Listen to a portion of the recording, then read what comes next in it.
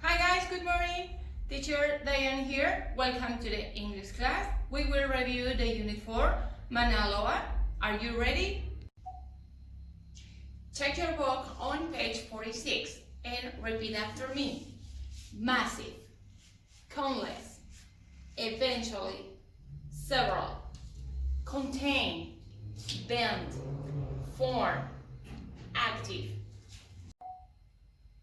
Please pause the video and repeat again 2 times. Okay, you're back. Next page is 47, future tense. Going to. We use going to for the plans in short time. For example, next week or tomorrow. I'm going to vacations the next summer. Read the sentences, page 47. Number 1, I'm going to visit Hawaii. Repeat. Number 2, the volcano is going to erupt again soon. Please pause the video and repeat again. In the exercise C, match and write, pause the video and do this exercise.